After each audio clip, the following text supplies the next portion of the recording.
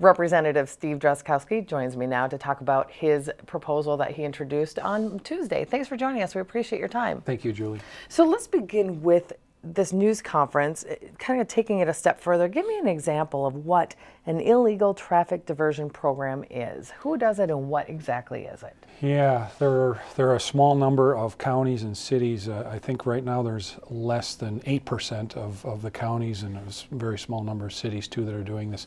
Some of the police culture and county attorney culture in Minnesota has developed this over the last decade or so outside of Minnesota law.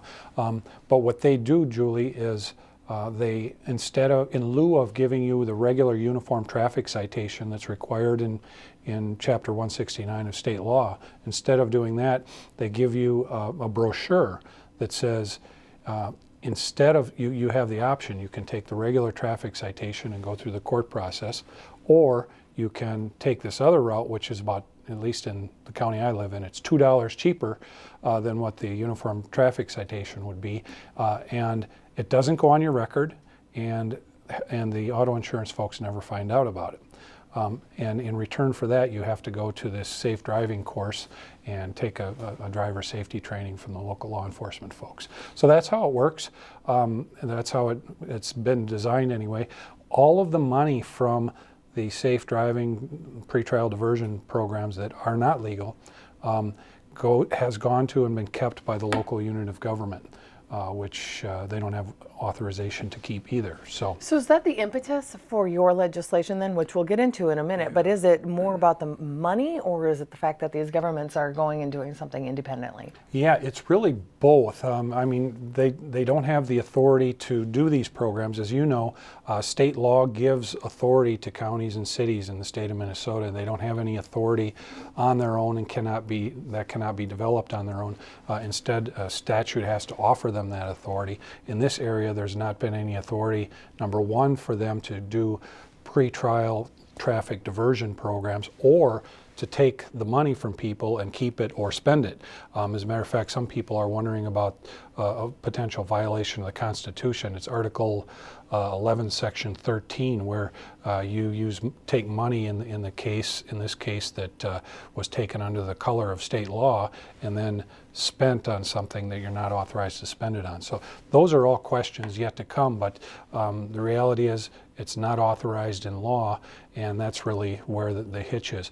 Interestingly enough, and I covered in the press conference this morning, in 2009, realizing there were several years at that point in time of these types of programs going, because some of them started as early as 2003.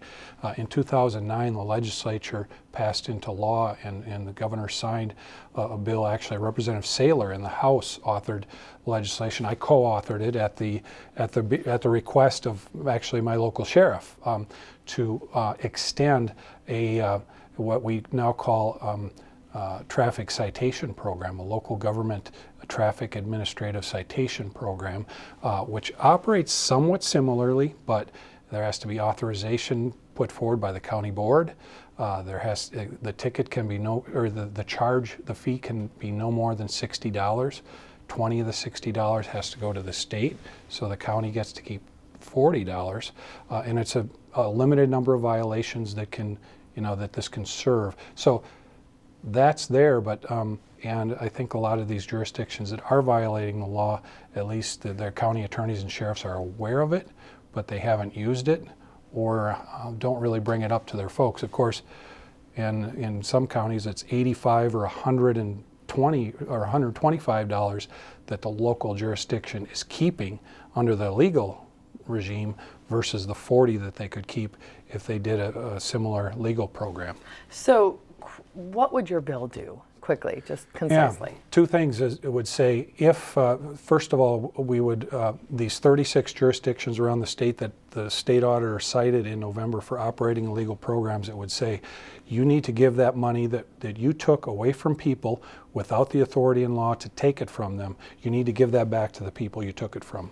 Our government violated their civil rights by taking their property away from them without the authority in law to do so. So it would do that, and then if they didn't do that, we as state government would withhold twice as much in LGA over the amount of time that was required in order for that to happen. So we hope that doesn't happen, but we need to have serious consequences for serious transgressions. The other thing it would do is this: if one or more of the counties or cities did not shut down their program, it would revoke the ability for local law enforcement to enforce the law in their community.